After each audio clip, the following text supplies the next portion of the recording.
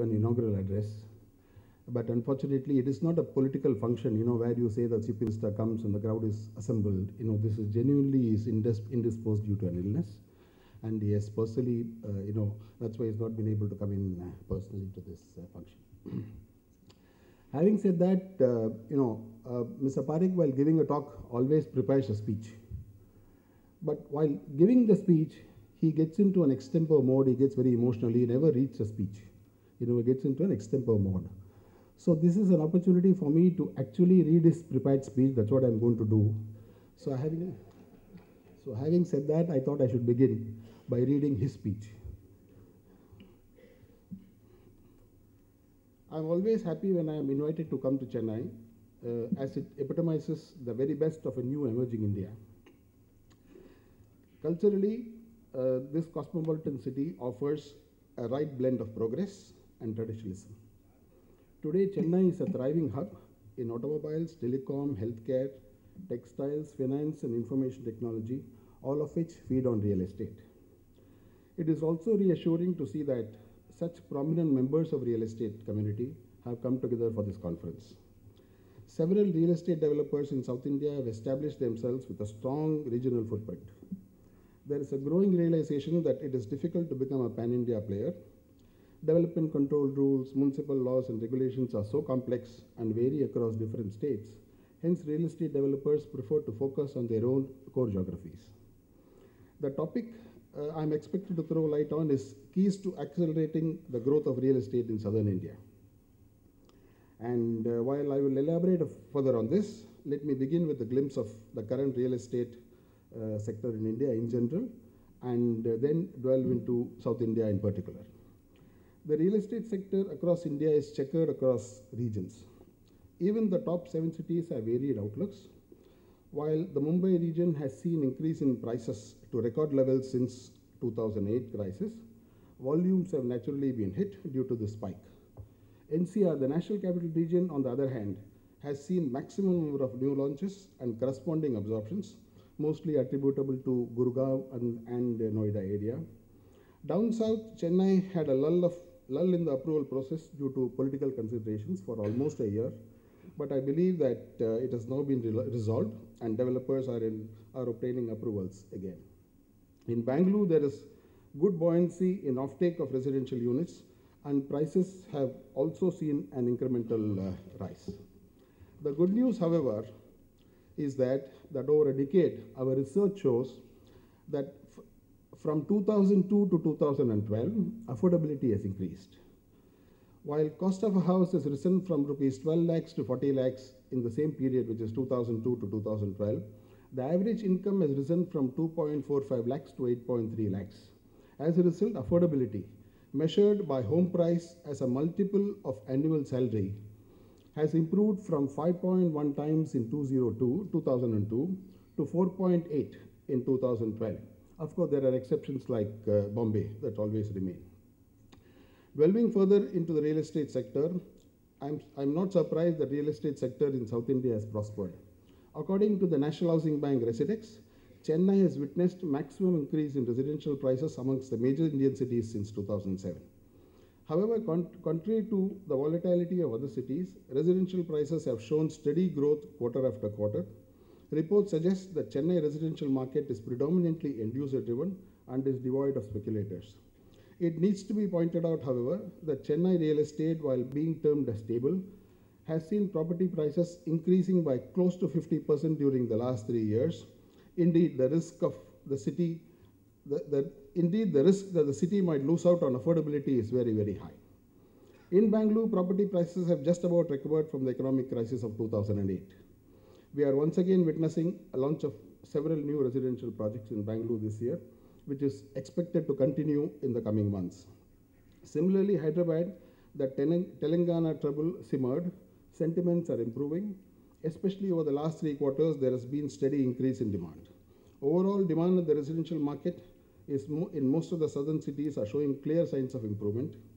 The IT BPO sector has undoubtedly provided employment stability, which in turn has created demand for homes on a sustainable and dependable growth trajectory. In the commercial sector, despite economic uncertainties, demand for office space in southern India has been fairly healthy compared to the other major cities in India. For instance, Bangalore has reported a 15% year-on-year increase in absorption in the calendar year 2011 in commercial space, compared to an 8% increase in National Capital Region and a 9% drop in Mumbai. Here again, preference for southern region exemplifies the strong intent of corporates to stay on course with their expansion plans. Nevertheless, in my opinion, most of the cities are grappling with surplus commercial space. Here I would like to add with a bit of caution that cities need to ensure infrastructure needs to keep pace with the growth of cities. In fact, India is rapidly urbanizing with 377 million, or 31% of the total population living in towns and cities. Not only cities have created employment opportunities, they have also become considerable generators of wealth, with 58% of India's GDP being contributed from cities. The contribution of urban sector in India's GDP is expected to further rise to nearly 70% by 2030. The management expert, the late C.K. Prahalad, had emphasized that India needs 500 new cities over the next decade to provide better quality of life to the migrating people. In such a situation, ignoring infrastructure development will have dire consequences.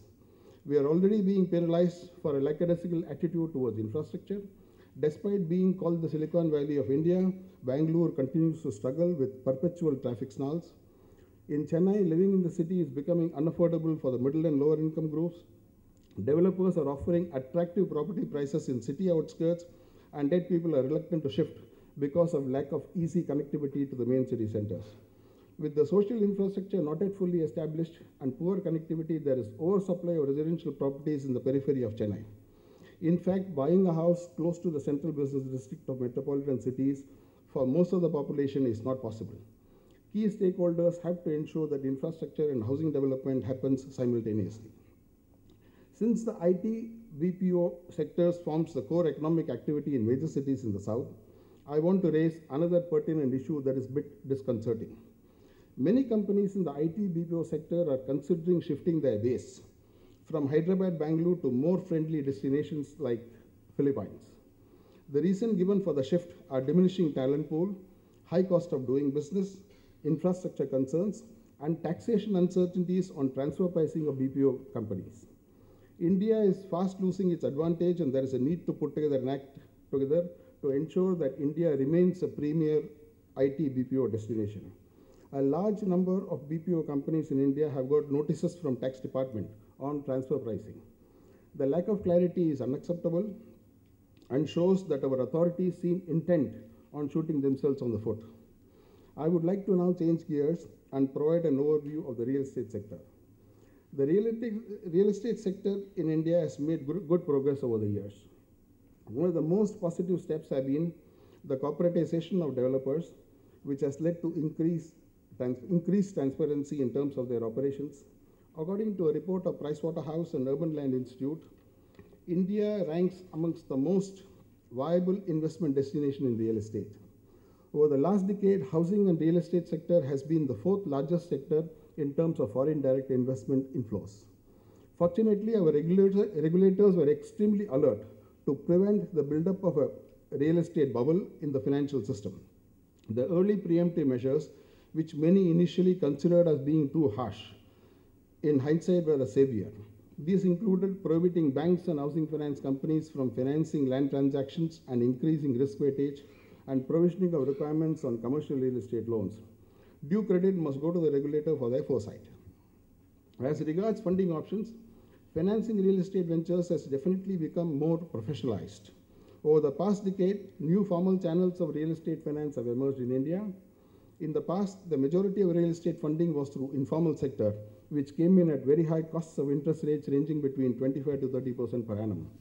Today, there is a wide range of financing options from formal sector that includes banks, housing finance companies, domestic bond markets, private equity funds, IPOs, private placement through qualified institutional investors, and overseas listing.